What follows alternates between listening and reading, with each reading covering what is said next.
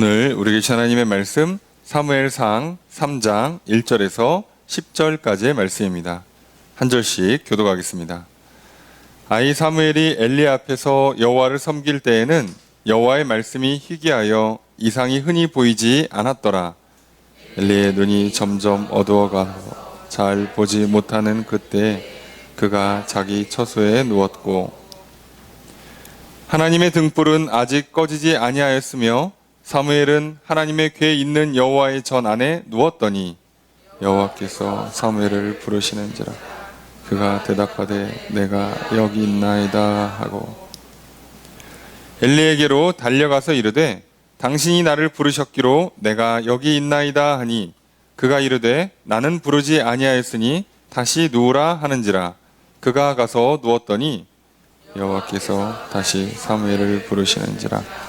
사무엘이 일어나 엘리에게로 가서 이르되 당신이 나를 부르셨기로 내가 여기 있나이다 하니 그가 대답하되 내 아들아 내가 부르지 아니하였으니 다시 누우라 하니라. 사무엘이 아직 여호와를 알지 못하고 여호와의 말씀도 아직 그에게 나타나지 아니한 때라. 여호와께서 세 번째 사무엘을 부르시는지라. 그가 일어나 엘리에게로 가서 당신이 나를 부르셨기로 내가 여기 있나이다 하니 엘리가 여호와께서 이 아이를 부르신 줄을 깨닫고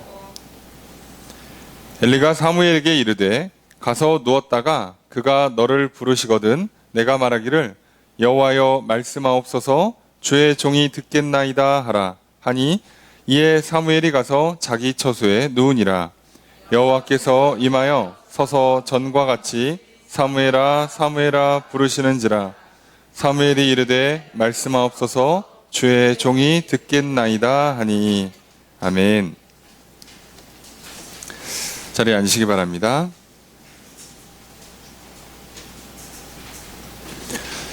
할렐루야.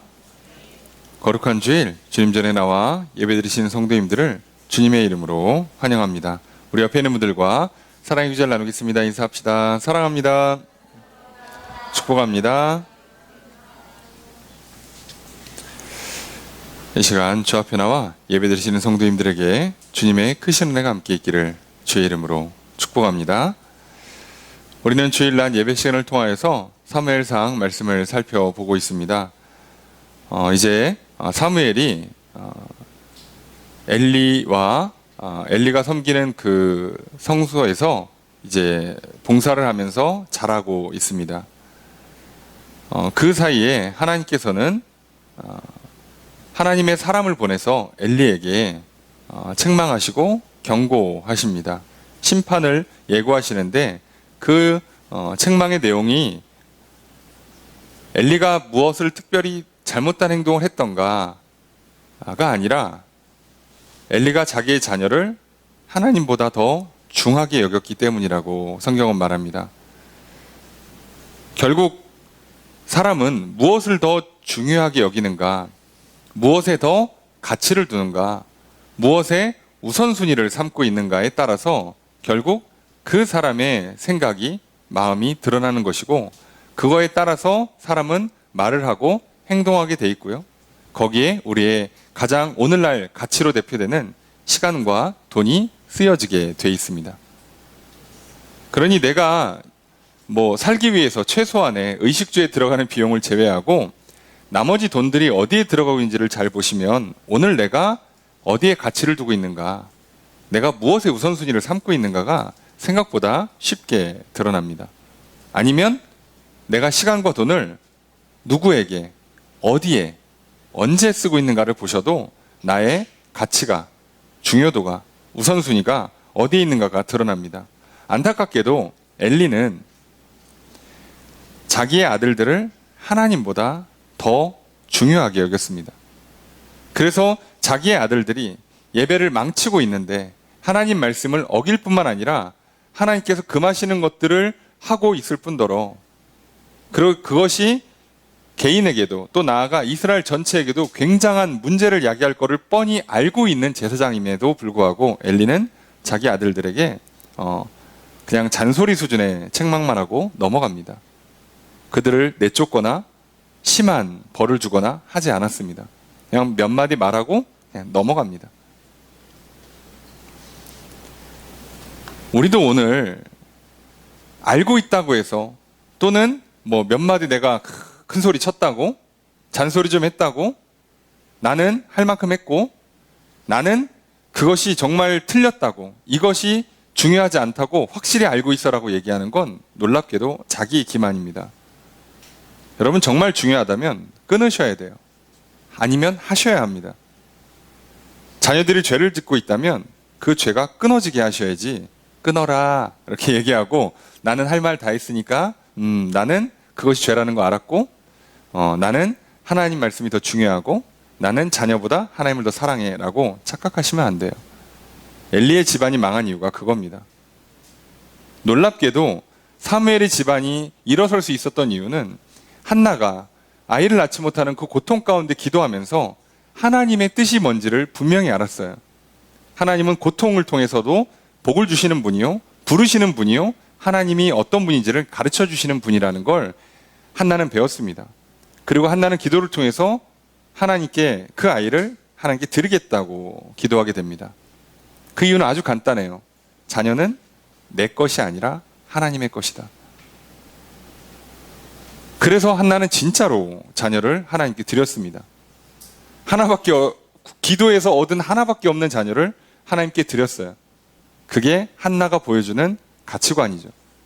하나님이 가장 중요하고 내가 자녀를 낳을 수 있는 것도 자녀를 기를 수 있는 것도 내가 살고 죽고 하는 모든 것이 다 하나님께 있구나를 인정하는 거였죠. 그리고 그걸 보신 하나님께서 한나에게 추가로 아들 셋과 딸 둘을 낳아서 총 6의 자녀를 얻게 하셨습니다. 그리스도인들은요, 조금 시간이 걸리더라도 정도를 걸을 수 있어야 돼요. 조금 인내할 필요가 있습니다. 왜냐하면 하나님과 우리 사이에 가장 중요한 차이가 그 존재적인 차이 때문에 꼭 우리에게는 믿음이 필요해요. 우리는 하나님을 우리의 육신의 눈으로 볼 수가 없습니다. 그리고 보면 그 존재적인 문제 때문에 봐도 죽어요. 그러니 봐야 믿겠다고 얘기하는 게 우선 말 자체가 안 되는 거예요. 보면 죽는데 어떻게 믿어요? 그리고 보면 믿는 게 아닙니다. 조금 이따가도 설명드리겠습니다만 보면 그때부터는 아는 거예요. 믿는 게 아닙니다, 여러분. 그래서 성경에서 믿는다와 아는다라는 단어를 구분해서 쓰는 것은 아는다는 건 믿음을 통해서 하나님을 본 사람들이 이제 하나님을 알았다라고 쓰는 거예요. 그러니까 우리는 착각하는 거죠. 나는 알아야 믿겠다고? 아니죠. 성경은 히브리서도 분명히 얘기합니다. 믿음으로 알게 된다고. 이 순서를 바꾸시면 안 돼요. 그러니까 우리는 알기까지 세상 사람들과는 이 다른 방법 때문에 시간이 걸려요. 우리는 생명을 얻고 복을 얻기까지 시간이 걸려요. 안 되는 게 아니라 조금 시간이 걸려요. 한나가 아이를 못 낳는 게 아니라 시간이 좀 걸려요. 아브라함이 자녀를 못 얻는 게 아니라 남들 평균 40세, 50세의 자녀를 낳을 때 아브라함 100살에 낳는 거예요. 시간이 걸릴 뿐이에요. 근데 놀라운 건 그 자녀가 다른 세상 사람들의 자녀와 차원이 다른 자녀예요. 복된 자녀고 큰 민족을 이루는 자녀예요. 거기서 왕이 나오고 거기서 그리스도가 나옵니다. 이게 다른 거예요. 오늘 우리가 이것 자체를 놓치지 않으셔야 돼요. 세상과 똑같아질 수도 없거니와 똑같아져봐야 아무 소용이 없어요. 기껏 기도해서 세상 사람들과 똑같아지는 게 무슨 의미가 있겠어요. 그러려고 하나님께서 우리에게 기도하라 하시는 게 아니죠. 조금 시간이 걸리더라도 제대로 된 길을 걸어가서 참된 생명을 누리고 복을 누리려 하시는 거예요. 그래서 필연적으로 시간이 필요하고 필연적으로 먼저 믿음이 요구되는 겁니다. 보이지 않는 하나님. 그렇기 때문에 우리는 그 믿음을 통해서 믿음을 보여드리기 위해서라도 우리의 중요도가, 가치가 어디에 있는지가 드러나게 돼 있는 거예요. 우리의 믿음이. 하나님은 우리의 믿음을 아세요. 내가 어떤 생각과 마음을 갖고 있는지 아시겠지만 결국 그게 내 삶의 우선순위로 내 삶에서 가치와 중요도로 드러날 때까지 기다리셨다가 그걸 보시고 인정해 주세요. 그걸 우리는 보통 응답한다 라고 표현하는 거예요. 하나님 앞에 우리가 반응해서 결과물을 보여드릴 때까지 우리도 시간이 걸려요. 그리고 하나님은 그걸 보시고 일하십니다. 여러분, 그러니까 마음만 있고 시간과 돈을 쓰지 않는 건 죄송하지만 진짜가 아니에요. 착각하시면 안 돼요. 나는 마음이 있으니까. 내가 그 사람 얼마나 아끼는데. 내가 진짜 친하지. 그랬는데 전혀 시간도 안 쓰고 돈도 안 쓴다? 그 사람 친한 사람 아니고요. 아끼는 사람 아닙니다. 착각하지 마십시오. 상대방도 마찬가지예요. 친구야, 내가 너의 최고의 친구가 알지? 라고 했는데 바쁠 때 내가 진짜 도움이 필요할 때 찾아도 안 오고, 연락도 안 하고, 어려울 때 안 도와준다? 아니에요. 여러분, 살면서 잘 가리셔야 돼요. 그 정도 지혜는 다 있으시리라 생각합니다. 하나님께서 그걸 보신 거예요. 엘리는 이 엘리의 믿음, 엘리가 갖고 있는 가치, 중요도 더 이상 하나님께서는 참고 기다려 주실 수가 없었어요. 이제 저주를 선포하십니다. 그러면서 하나님께서 분명히 선포하신 내용이 있었죠. 하나님께서 하시는 말씀, 나를 존중히 여기는 자를 나도 존중히 여기고. 하나님께서는 그렇게 하신다고 약속하신 거예요. 오늘 우리가 하나님을 존중히 여기기에, 하나님께 중요도가 있기에, 예배가 중요함을 알기에 이 시간 이 자리에 나오고 예배를 드리는 자들에게 하나님 또 우리를 중요하게 여겨주실 것입니다. 비록 우리가 와서 집중하지 못할 수도 있고요. 때로는 뭔가 예배를 드리면서 동시에 죄를 질 수도 있고요. 졸 수도 있고요. 실수할 수도 있어요. 하지만요, 우리가 하나님께 시간을 드리고 물질을 드리면서 하나님 그래도 다른 건 몰라도 이 시간만큼은 나에게 중요한 시간입니다. 하나님 예배하는 것이 나에게 우선순위가 있습니다라고 여러분의 오늘 이 자리에 나오는 것으로 하나님께 보여드릴 때 하나님 여러분들을 중요하게 여기시고요. 그 결과가 여러분을 가치 있는 인생으로, 이 땅에서 정말 의미 있는 삶으로 만들어주시는 복을 내려주시는 겁니다. 오늘 하나님을, 그리고 하나님 예배하는 것을 중요하게 여겨서 이 자리에 나와 하나님 예배하시는 성도님들에게 하나님께서도 여러분을 존중히 여겨주시는 그 놀라운 은혜가 있기를 주의 이름으로 축복합니다. 그래서 여러분 이 시간 예배를 드릴 때 이 시간을 중요하게 여기시고 선포되는 말씀을 중요하게 들으시고, 그리고 여러분 하나님께서 나를 가치 있게 여겨주시기를 소망하고 간구하는 마음으로 예배 드리시길 바랍니다. 하나님께서는 오늘 나의 예배를 기뻐 받으시고 나를 가치 있는 인생으로 삼으시고 충성스러운 제사장으로 삼아 주실 것입니다. 그렇게 세워진 사람이 사무엘입니다. 오늘 예배 가운데 우리와 함께 해주시고 말씀해 주시고 우리를 높여주시는 주님의 크신 은혜가 함께 있기를 주의 이름으로 축복합니다. 그럼 과연 이 극과 극으로 달라지는 이 인생에서 이제 한쪽에게 저주가 선포됐다면 한쪽에는 축복이, 또는 이제 그 축복의 길로에 부르심이 있어야 되겠죠. 오늘 본문은 이제 엘리와 그 아들들을 향한 하나님의 저주가 끝나고 하나님께서 사무엘을 향한 부르심이 시작됩니다. 오늘 그 부르심의 장면을 통해서 과연 하나님께서 어떻게 하나님의 사람들을 부르시는가, 어떻게 사람을 세우시는가, 그리고 그것이 오늘 나에게 어떻게 적용되는가 말씀을 통해 살펴보려고 합니다. 먼저 1절 말씀 함께 읽습니다. 시작.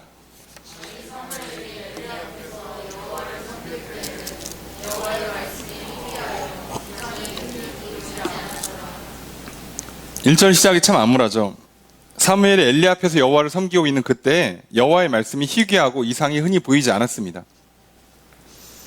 아니, 어린아이가 하나님 말씀을 들으려면 하나님 말씀이 여기저기서 들리고 뭔가 이상, 보통 우리가 말하는 환상이라든가 어떤 이적들이 흔해야 아무것도 모르는 애가 우와, 이러고선 뭘 보고 깨달을 거 아니냐고요. 근데 그게 없어. 그러면 이 어린아이가 엘리도 말씀을 제대로 믿지도 않고 가르쳐주지도 않고 제대로 행하지도 않고 제사장 사역하고 있는 엘리의 두 아들도 상태가 좋지 않고, 그럼 그 밑에서 배우고 있는 사무엘은 뭘 배우겠냐고요. 뭘. 이게 문제인 거예요. 생각을 해보면 인간에게 있어서 환경이라는 건 참 많은 영향을 끼칩니다. 환경이 너무 안 좋아요.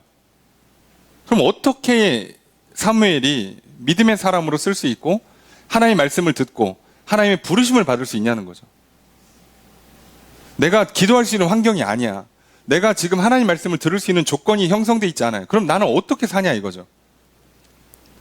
일주일에 주일에 예배 드리는 것도 진짜 겨우 빠듯이 그 정도밖에 안 되는 삶의 환경이, 여건이라면 그럼 그 사람들은 어떻게 신앙을 지킬 수 있냐는 거죠. 주변에 둘러싸인 사람들이 뭐 맨날 뭐 죄의 유혹을 하고, 그죠? 거짓으로 막 속이고 막 유혹하고 막 나를 흔들지 못해서 막 안달나 있고. 야, 교회를 안 떠나는 것만도 기적일 정도로 막 상황이 너무 안 좋으면, 환경이 너무 안 좋으면 어떡하냐 이거죠. 그런데 문제는 이게 비단 사무엘의 문제뿐만 아니라 오늘 이 시대의 문제도 똑같습니다.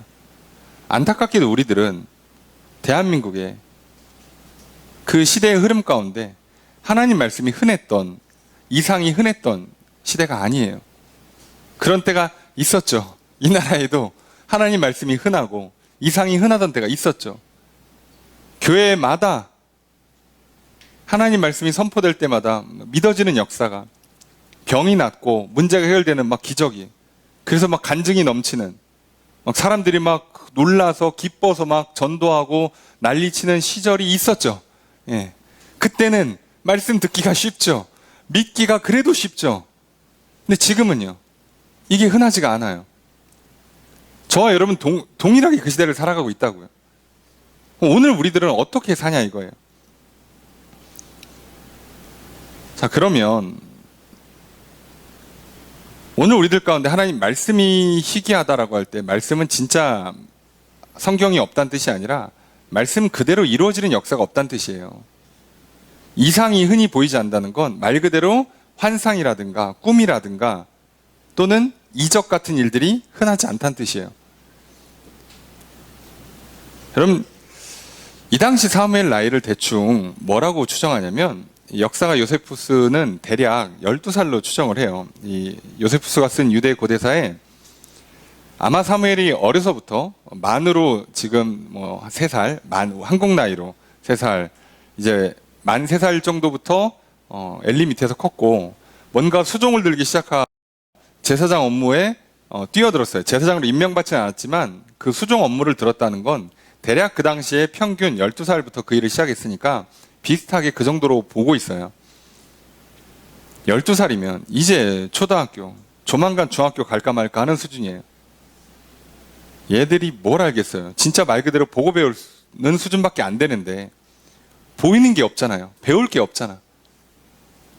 그런데도 진짜 어머니의 기도와 사무엘이 갖고 있는 참 바른 태도 때문에 의복을 정제하면서 충성하고 있죠. 오늘 우리가 어떻게 사무엘이 이 환경 가운데 버텨낼 수 있었는가? 비결은 굉장히 간단해요. 사무엘이 잘한 건 굉장히 간단합니다. 부르면 대답 잘하고요. 뛰어갑니다. 일할 때 옷을 갖춰 입습니다. 성경은 이거밖에 표현을 안 해줬어요. 그리고 이걸로 됩니다. 이제부터는 사무엘의 몫이 아니라 이제부터는 하나님의 은혜예요. 사무엘은 더 이상 할 수 있는 게 없어요. 12살짜리가 뭘 할 수 있어요, 솔직히. 아니, 우리가 나이가 30, 40, 50, 뭐 70을 먹었다 쳐도 솔직히 뭘 할 수 있습니까, 우리가? 우리가 생사를 주관할 수가 있어요? 아침에 눈 떠야지 그럼 눈 뜹니까? 누구는 죽고 싶어서 죽어요? 누구는 아프고 싶어서 아픕니까? 누구는 다치고 싶어서 다칩니까? 내가 사고를 예측할 수 있습니까? 질병을 예측할 수가 있냐고요. 사실 아무것도 할 수가 없어요. 나라고 이런 시대에 살고 싶었어요? 예, 말씀이 희귀하고 이상이 흔치 않는 시대를 살고 싶습니까? 나라가 영적으로 어둡고 경제적으로 좋지 않고 전쟁이 발발하는 시대를 살고 싶었겠어요? 누구는 그걸 원하냐고. 내 책임이 아니잖아요, 어떻게 보면. 아니, 내가 책임지고 싶어도 책임질 수 있는 권한도 능력도 없잖아요. 내가 할 수 있는 건 사실 내게 주어진 자리에서 내가 갖고 있는 일에 최선을 다하는 거가 전부예요. 그리고 하나님도 그 이상 요구하시지도 않습니다. 놀라운 건 사무엘은 그거 했고요. 엘리와 두 아들들은 그것도 안 했다는 거죠. 그것도. 부르면 대답을 안 해요. 옷을 갖춰 입질 않아요. 제사를 드리는데 시키는 대로 제사법대로 하지를 않습니다. 여러분, 우리 자녀들이요, 아침에 학교를 가면 여러분 우리는 감사하게 생각하셔야 돼요. 그거면 이 아이는 됩니다. 공부를 잘하고 못하건 나중 문제. 학교 가서 이상한 짓 안 하고 그냥 선생님 말씀 그래도 잘 듣고 뭐 어떻게 큰 사고 안 치고 잘 학교 다닌다, 졸업했다, 훌륭한 아이입니다. 이제부터 이 아이의 운명은요, 이 아이에게 달려있는 것도 아니고 부모에게 달려있는 것도 아니에요. 이제 하나님께서 이 아이를 어떻게 쓰시느냐에 달려있는 거예요. 이걸 놓치시면 안 돼요. 부모는 거기까지 해주는 겁니다. 사실 엘리는 해준 게 없어요. 자, 따지고 보면 엘리는 해준 게 없습니다. 엘리의 두 아들들도 해준 게 없어요. 사무엘은 그 어린 아이가 제사장의 시종을 드는, 성전에서 봉사하는 업무를 하는 데 있어서 옷 갖춰 입고 부르면 네 하고 달려가서 심부름 하는 것밖에 없었어요. 그거 잘했더니 하나님 부르셨다고요. 그럼 나중에 사울도 보세요. 뒤에 보면 알겠지만 사울도요, 아버지 심부름 갔다가 부름을 받아요. 왕으로. 다윗은요, 가족들 다 제사 참여하는데 혼자 양치고 있는데 부름을 받아요. 그거면 충분하다고요. 자꾸 세상에 속지 마십시오. 뭔가 더 해야 된다고, 특별해야 된다고. 노력은 배신하지 않는다고 성경에 써있지 않으니까요. 착각하지 마십시오. 성공한 사람들이 가장 노력한 사람이여라는 건 아니에요. 속지 마십시오. 예. 노력한 사람 중에 성공한 사람이 있는 거지. 예. 노력은 성공을 보장하는 게 아닙니다. 여러분, 운동 열심히 하면 건강하지만, 예, 그렇다고 해서 최고로 건강하고 장수한다는 보장을 해주는 건 아니에요. 예. 우리가 건강을 위해서 운동을 하는 거지, 운동이 곧 건강을 책임져 주는 건 아니에요. 누구는, 예, 잘 대충 먹고 대충 씻고, 예, 술 담배 다 하셔도 오래 살 사람들은 오래 살아요. 여러분, 억울해하지 마시고요. 그건 그냥 인정하시고 받아들이시면 돼요. 그건 우리 책임이 아니에요. 우리가 할 일만 하시면 됩니다. 규칙적인 식습관, 생활습관, 적절한 운동, 거기까지는 우리 책임인 거예요. 그래, 그걸 보시고 하나님께서 생명의 복을 내려주시는 겁니다. 우리는 그렇게 사는 거예요. 다른 게 아닙니다. 자, 안타깝지만 그래요. 그 어린 나이에 뭘 할 수 있겠냐고. 할 수 있는 게 없어요. 자, 그때 더 큰 문제가 있어요. 2절입니다. 함께 읽습니다. 시작.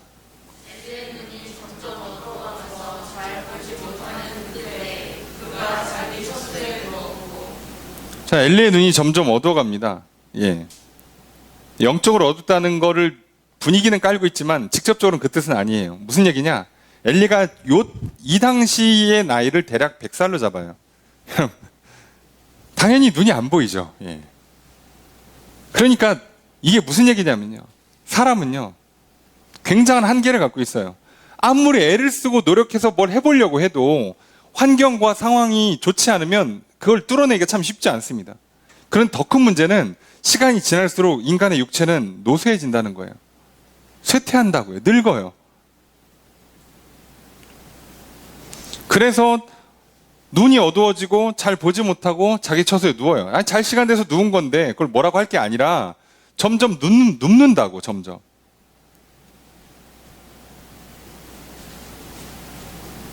여러분, 우리가 나의 힘과 능력으로 이 세상을 살아보려고 하면 이런 문제가 생기는 거예요. 상황과 환경도 나에게 유리하게 작동되지도 않는 데다가 시간이 지날수록 이제 옛날 같지 않은 거죠. 예. 하루하루 지날 때마다, 한 해가 지날 때마다, 제가 여러분 앞에서 할 말은 아니지만, 예, 한 해가 지날 때마다 예전 같지가 않아요. 비가 오니까 벌써 몸이 좀 다르더라고요. 죄송합니다. 예, 그래요. 예, 어떻게 하겠어? 제 몸도 그런 걸. 여러분들 오죽하시겠습니까? 예. 젊은이들은 묻지 마세요. 예, 곧 여러분들도 이렇게 됩니다. 아니, 우리 몸이 그렇다고. 어떻게 안 되는 거예요? 그러니까 내가 애를 쓰고 노력해보고 싶어도 환경이 따라줍니까? 상황이 내 마음대로 움직입니까? 내 몸은 내 몸대로 시간이 지나면 더 나빠지지 좋아질 가능성이 없잖아요. 그럼 해낼 수 있겠냐고. 그래서 못하는 거예요. 그러니까 이 암울한 시대를 밝힌다? 사무엘이 열심과 열정과 노력과 철저한 계획과 지혜와 힘과 뭐 별의별 방법을 다 써가지고 이 암울한 시대를 깨고, 예, 새 시대를 열 수 있는가? 못해요, 여러분. 사무엘은 못합니다. 할 수 있는 게 아니에요. 여러분, 태어났더니 뭐 가정환경이, 시대 상황이 안 좋습니까? 내 갖고 있는 신체적인 조건이나 재능이 좋지 않아요? 여러분, 아무리 애를 쓰고 노력해도요, 그 상황과 환경의 틀을 깬다는 게 쉽지 않을 겁니다.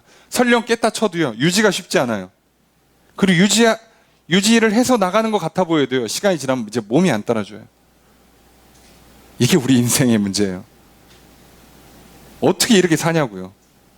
그럼 나이 들어서 무슨 생각이 드냐면, 그만 살고 싶다는 생각이 드는 거죠. 너무 힘드니까, 지치니까. 근데 그 노력 대비 얻는 게 너무 적으니까. 너무 힘든 거예요, 인생이. 괴롭고. 게다가 늙으면서 호르몬은 변하지, 자꾸 내 몸이 내 몸 같지 않고 내 마음이 내 마음 같지 않은데, 이제 애들은 다 커서 떠나고, 같이 사는 인간은 이제 더 이상 같이 살고 싶은 마음이 점점 사라지고, 이제 인생이 얼마 안 남았는데, 이제 뭐 늙어서 놀래니까 재미도 없고, 이제 복잡해지는 거예요, 인생이. 근데 그러면 아예 그만 살자 죽자 그러면 또 그건 싫고, 미치겠죠. 어떻게 안 되는 거예요, 인생. 세상 사람들이 이 굴레를 벗어나지를 못해요. 근데 하나님께서는 그리스도인들에게 이걸 뛰어넘게 하신다고. 그 시작을 사무엘을 통해서 하세요. 어떻게 이 어린아이가, 이 암울한 시대에 힘도 능력도 없는 아이가 어떻게 새 시대를 밝힐 수 있는 위대한 인물로 설 수 있냐. 어떻게 이 한 사람 때문에 한 민족의 운명을 바꿀 수 있는가. 이게 왜 가능하냐 이거죠. 오늘 이걸 다 그대로 바꾸시면 돼요. 사무엘을 나라고만 바꿔보세요. 오늘 하나님께서 나를 찾아오시고 나를 부르실 때 내 힘은 부족하고 내 상황과 환경은 암울하고 그래도 나는 새 시대를 열 수 있어요. 내 가정을, 내 일터를, 내 나라와 민족을 바꿔줄 수가 있다고요. 놀랍게도 그게 가능하다고요. 지금 12살짜리가 그 역사가 시작되고 있어요. 그 어린 나이, 아무 힘도 없고 능력도 없고 상황과 환경을 깨기는커녕 상황과 환경에 지배당한 마땅한 그 어린 나이에 이걸 뒤집고 있어요. 근데 이 아이가 뭘 했습니까? 한 개 따지고 보면 없어요. 심부름 부르면 대답 잘하고 달려갔고 일할 때 맞는 옷을 입은 것밖에 없어요. 여러분, 그러니 오늘 우리도 좀 겸손했으면 좋겠습니다. 우리가 이 자리에 나와서요, 예배 드리는 것밖에 없어요. 그리고 오늘 하나님 부르시면 아멘 하시면 돼요. 네 하시면 됩니다. 그게 어떻게 보면 전부입니다. 놀랍게도 그 겸손한 자에게 하나님은 오셔서 그를 통해서 새 시대를 여십니다. 참 그러면서도 희망은 여기에 있는 거죠. 3절 함께 읽습니다. 시작.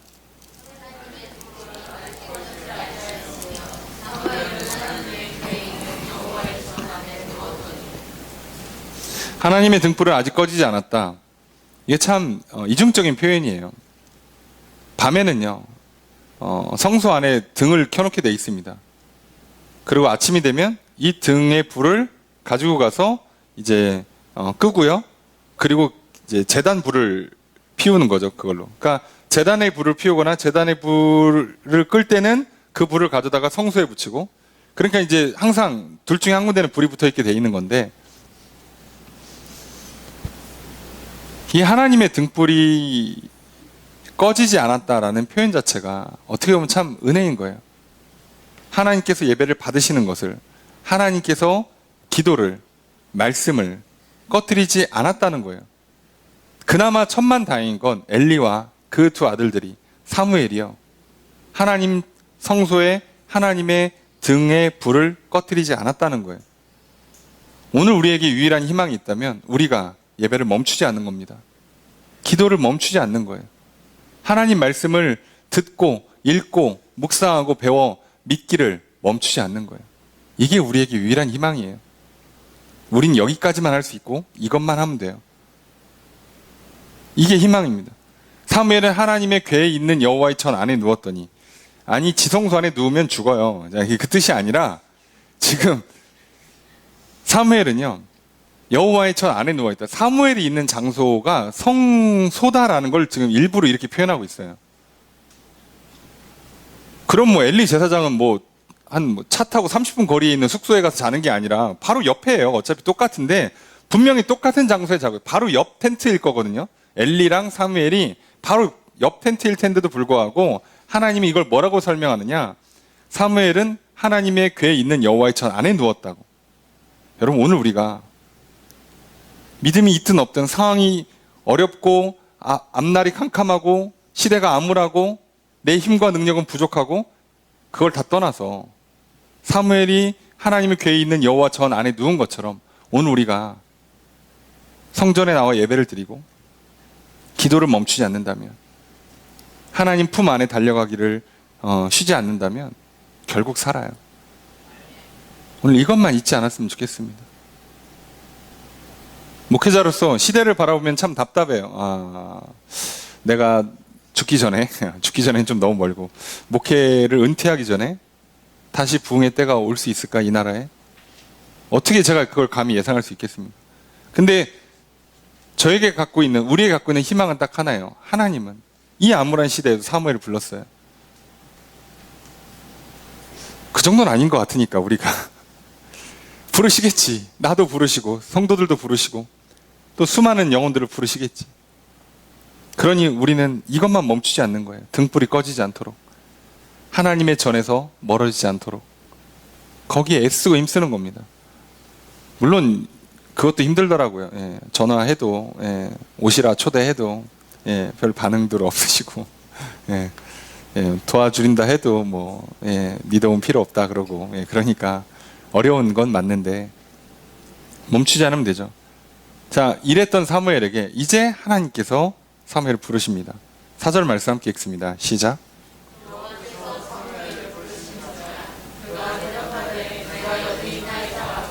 자, 여호와께서 사무엘을 부르세요. 사무엘이 뭐라고 들었겠습니까? 사무엘아 라고 들었겠죠. 불렀으니까, 이름을 불렀으니까. 사무엘이 대답합니다. 내가 여기 있습니다. 자, 내가 여기 있습니다 라고는 한국식 번역이에요. 이게 직역하면 그냥 뭐라고 표현해냐면 I am이에요. I am. 그냥 가장 우리한테 익숙한 표현은 제 이름 불렀을 때 네 정도라고 보시면 돼요.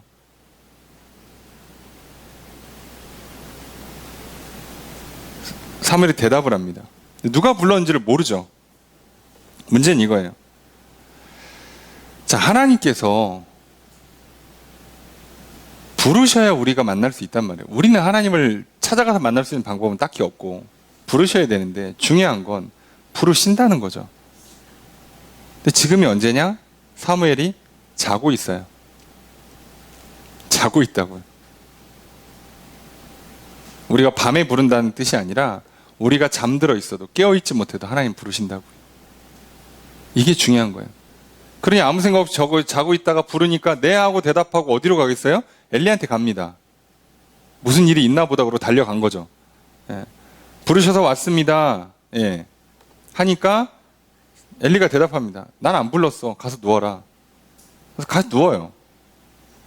이상하다. 하고 누웠겠죠. 아무 생각 없이. 12살짜리가 뭐 진지한 고민하지 않았겠죠. 6절에 보니까 여호와께서 다시 사무엘을 부르세요. 여러분, 우리가 조느라고 못 알아듣고, 앞이 캄캄해서, 욕심에 눈이 멀어서, 어두운 시대와 환경을 살아가느라 하나님의 음성에 대답하지 못하고 반응하지 못하고 제대로 알아듣지 못했을 때 하나님 어떻게 하시냐? 다시 부르십니다.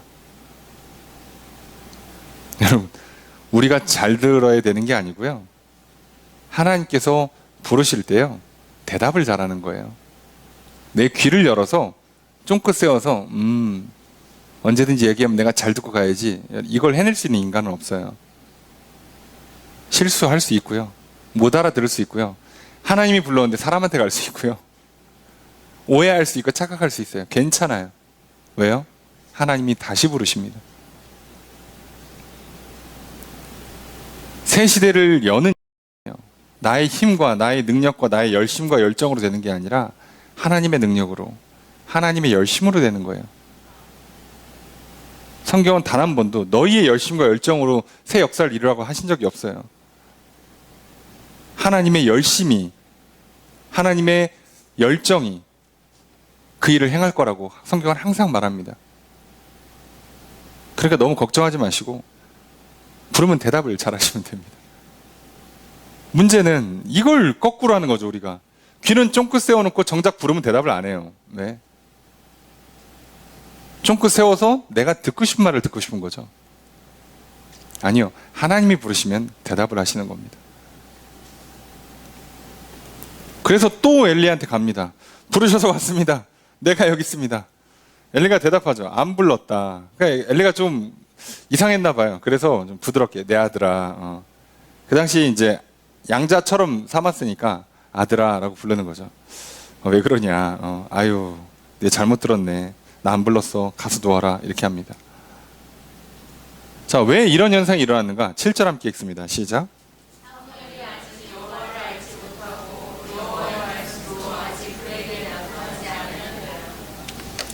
사무엘이 아직 여호와를 알지 못한다고 돼 있죠. 아까 처음에 설명드렸잖아요. 사무엘은 믿음이 있어요. 하나님 말씀도 알아요. 근데 아직 직접 하나님을 경험한 적이 없단 말이에요. 그래서 여호와를 알지 못한다고 성경은 표현하는 거예요. 믿지만 아직 경험한 적이 없어요. 그래서 말씀이 실제로 구현되는 걸 아직 몰라요. 어떻게 되는지를 몰라요. 그래서 이때 뭘 해야 되는지를 모르고 하나님의 음성인지를 못 알아듣고 이게 지금 하나님의 뜻이요. 하나님의 부르심인 걸 몰라. 그래서 어떻게 한다고요? 엘리야한테 자꾸 간다고. 하나님께서 여러 가지 방식으로 역사를 하실 거예요. 꿈에 찾아오든 뭐 환경을 바꾸든 갑자기 일을 틀든 뭐 사람을 만나게 하시든 간에 역사할 때 우리가 못 알아들어요. 자꾸. 그게 믿음이 없어서일 수도 있겠지만 대부분은요. 성도들은 믿음이 있어요. 믿음이 있는데도 불구하고 경험이 부족해요. 잘 못 알아듣고 이 시행착오를 잘 많이 겪어야 되는데 아직 그 경험이 충분하지 못한 거죠.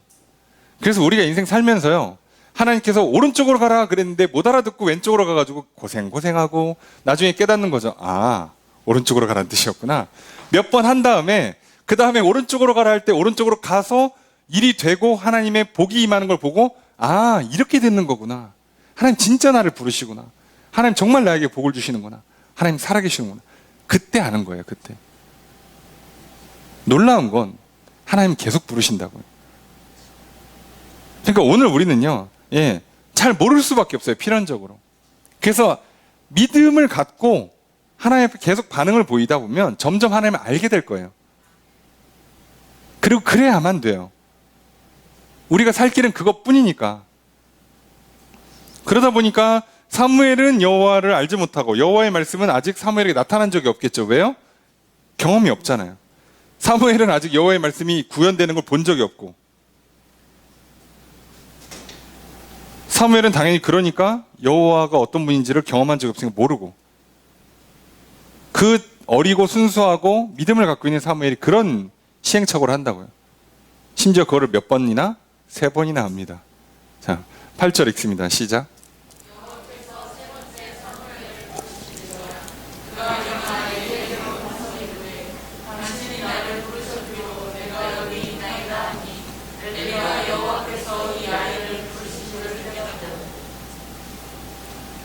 팔절에 보면 여호와께서 3번째 사무엘을 부르시는지라라고 돼 있어요. 이제 3번째 사무엘을 부르신다라고 돼 있는데요.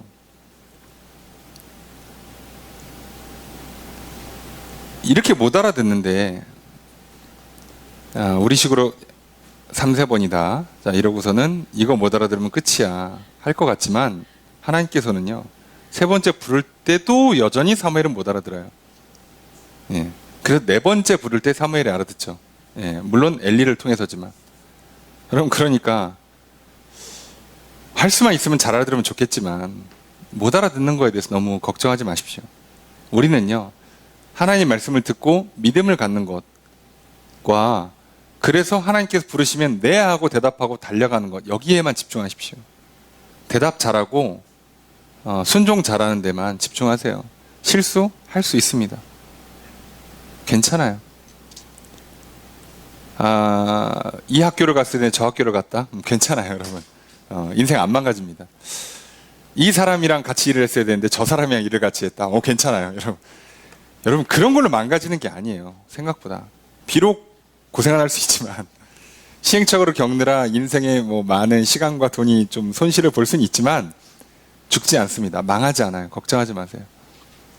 진짜 사는 건 그 과정을 통해서 결국은 하나님을 만나야 되는 거예요. 결국은 하나님을 알아가야 되는 거예요. 그러면 진짜 생명과 복이 그때 임하는 겁니다. 그때까지는 우리가 이 길을 포기하지 않아야 돼요. 놀라운 건요, 사무엘이요, 좀 성격 안 좋았으면 세 번째 부를 때 장난해? 이런 마음이 싹 들어오면 안 가. 졸려 죽겠는데요. 새벽에 지금 몇 번째 부르는 거야. 부르면 아니라고 그러고. 뭐야 이거. 아니면 또 속으로 뭐래? 잘못 들었나? 아니겠지? 그러고 자거나 하지 않았어요. 뭐라고 하여간에 들렸다. 그럼 달려가는 거예요. 네, 내가 여기 있습니다 하고 달려가는 거예요. 이걸 잘 하셔야 돼요. 뭔지 잘 모르겠는데 이거 하나님 말씀인가? 그럼 그냥 네 하고 가보는 거예요. 이거 뭐지? 해보는 거예요. 예, 괜찮습니다. 끝까지 하세요. 끝까지. 아멘. 제가 여기 있습니다. 네, 제가 하겠습니다. 이걸 끝까지 하셔야 돼요. 그 믿음을 여러분 놓치지 않으셔야 돼요. 이게 우리의 바른 태도. 정말 우리가 끝까지, 죽기 전까지 놓치지 말아야 될 태도입니다. 자, 그랬더니 이제 사무엘은 여전히 못 알아듣고 있는데 엘리가 깨달아요. 엘리가. 그래도 역시 경험은 무시할 수 없고 짬은 무시할 수 없잖아요. 엘리가 깨닫습니다. 하나님 부르시는구나. 그래서 엘리가 가르쳐 줍니다. 9절 함께 읽습니다. 시작.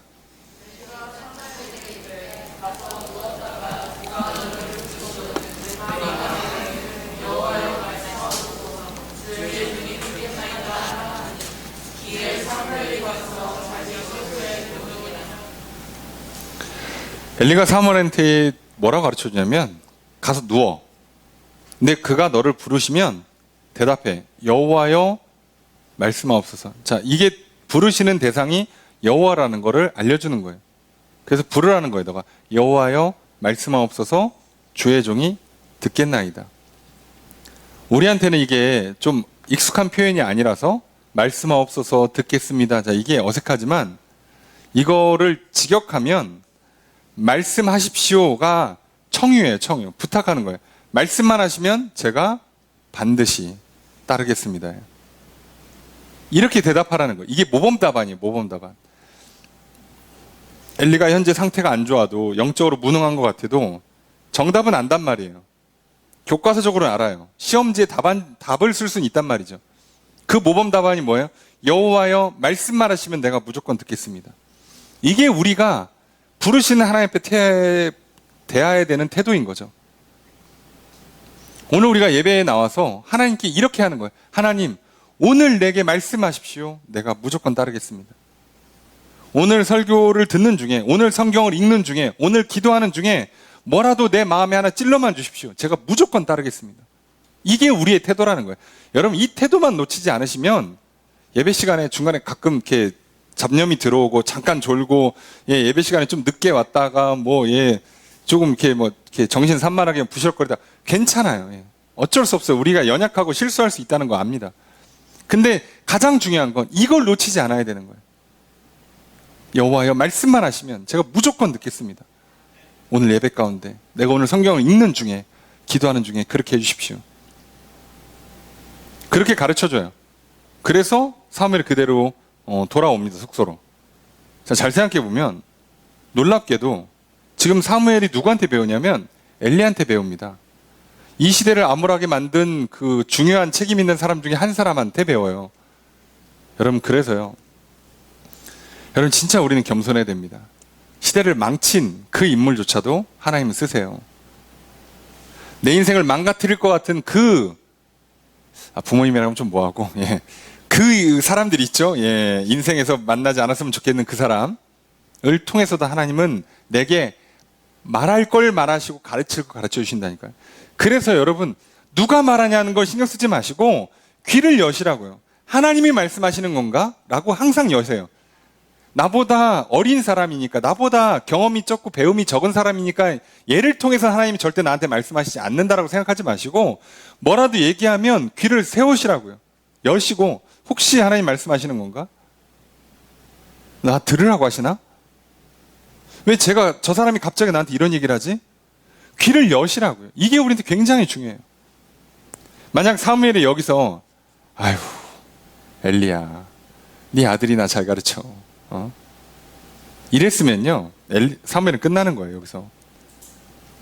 그런데 그 나이 많고 지금 상태가 썩 좋아 보이지 않아도요, 사무엘은 시키는 대로 합니다. 이게 무조건 제사장의 권위를 지키라가 아니라 이 시대는 이럴 수밖에 없는 한계가 있으니까. 오늘 우리에게는 이런 틀이 사라졌잖아요. 이런 한계가 없잖아.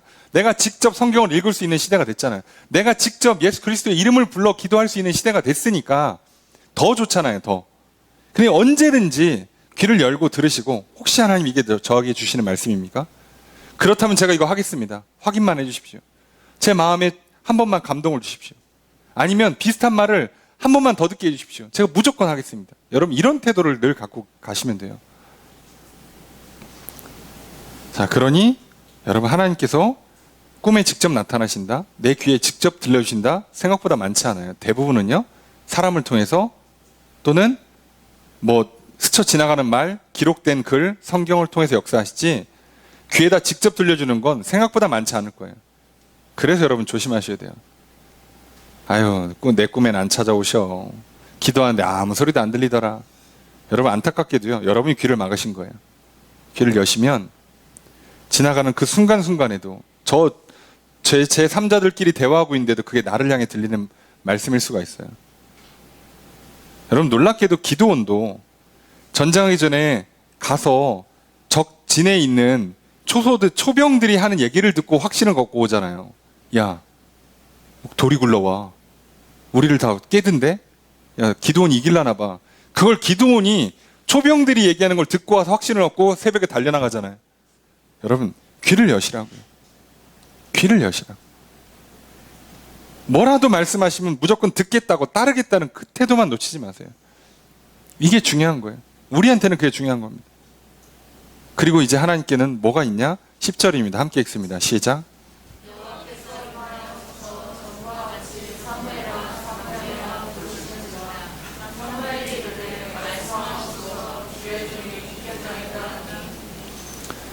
여호와께서 임하여 서서, 직접 임해서 서서 부르시는 것처럼 표현을 하고 있어요. 자, 이거는 그냥 표현이니까, 직접 오신 건 아니고 표현이니까 전과 같이 부르세요. 오늘 우리는 지금 4번째 부르시는데요, 성경은 전과 같이라고 지금 번역하는 이 내용이요, 정확히는 계속해서 다시란 뜻이에요. 계속해서 다시. 아니, 그러니까 못 알아듣는 내가 문제인 거지, 하나님은 말씀을 멈추지 않으세요. 하나님 말씀이 아예 멈췄다, 그럼 사실상 끝난 거예요.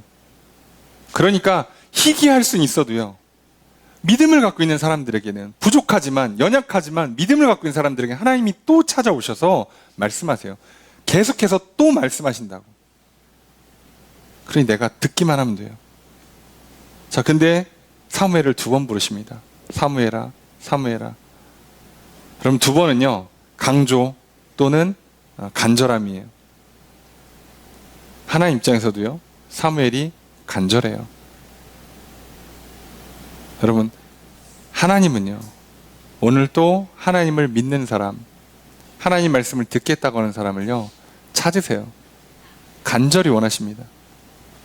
여러분, 시대가 어둡다고, 악하다고, 상황과 환경이 좋지 않다고, 내가 너무 연약하고 부족하다고 절망하지 마시고요,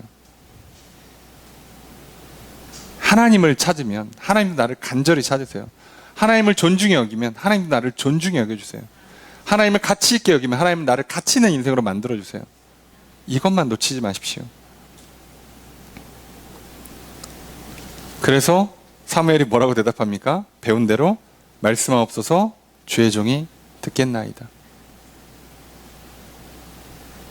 그리고 무슨 얘기를 듣는가? 다음 주에 보겠는데, 여러분, 놀랍게도 엘리의 가정이 저주를 받고 죽음을 맞이한다는 이야기를 들어요. 12살짜리한테. 듣고 싶은 얘기가 아니었겠죠. 그래도 듣는 거예요. 그런데 놀랍게도 거기서 끝나야 이스라엘이 살아요. 사무엘이 살아요. 그러니 여러분, 듣기 싫은 얘기가 들릴 것 같아서 애시당초 귀를 막고 골라 듣고 하지 마시고요. 하나님 믿으십시오. 결국 살리시는 분, 결국 구원하시는 분, 그 하나님을 믿으신다면 여러분 늘 듣는 태도, 뭐라도 부르시면 대답 잘하시고 뭐라도 말씀하시면 내가 무조건 듣고 따르겠다는 태도 놓치지 마시고요. 그렇게 살아가십시오. 오늘 이 귀를 열고 듣고 순종하는 것에서 우리의 놀라운 변화가 시작됩니다. 어떻게 이 어린 사무엘이 이 어두운 시대를 살아가면서도 새 시대를 여는 위대한 인물이 될 수 있었는가? 딱 이거 하나예요. 사무엘은 그저 들었고 대답했을 뿐이고 잘 알아듣지도 못하고 잠자고 있는 사무엘에게 하나님은 계속 찾아오셔서 또 부르시고 또 부르십니다. 그러니 오늘 내가 조금 어둡고 내가 조금 어리숙하고 잘 못한다 할지라도 너무 걱정 염려하지 마시고요. 오늘 또 하나님은 나를 간절히 원하시고 나를 또 찾아오셔서 계속해서 부르실 겁니다. 그러니 우리는 끝까지 믿음 잃지 마시고 듣고 대답하시고 따르십시오. 오늘 우리가 그 삶을 살아가라고 하나님은 성령을 부어주십니다. 오늘 우리가 성령 강림 주일을 맞이했습니다. 하나님께서 성령을 부어주신다 약속하셨고 부어주십니다. 그래서 우리를 계속해서 부르시는 겁니다. 그 부르심을 따르는 자들에게 먼저 성령부터 부어주셔서 우리에게 깨끗하고 거듭나 다시 태어나 새롭게 하셔서 이제 새 시대를 열으라고, 새 삶을 살으라고, 생명을 얻고 복을 누리며 살아가라고 하십니다. 오늘 하나님은 저 여러분들을 이 시대의 사무엘로 부르십니다. 여러분 아무리 시대가 암울하고 어둡고 답답해도 내가 연약하고 부족해도 때때로 내가 졸고 있고 말씀하셔도 못 알아듣고 있어도 하나님은 계속 나를 부르실 것입니다. 그 하나님의 그 간절함과 그 크신 사랑과 그 열정을 여러분 놓치지 마십시오. 붙잡으십시오. 말씀하십시오. 내가 여기 있습니다. 내가 듣겠습니다. 이렇게 반응하시면서 또 한 주를 살아가신다면 오늘 하나님 우리를 부르실 것이요 성령을 부으실 것이요 사무엘처럼 위대한 인물로 세워주실 것입니다.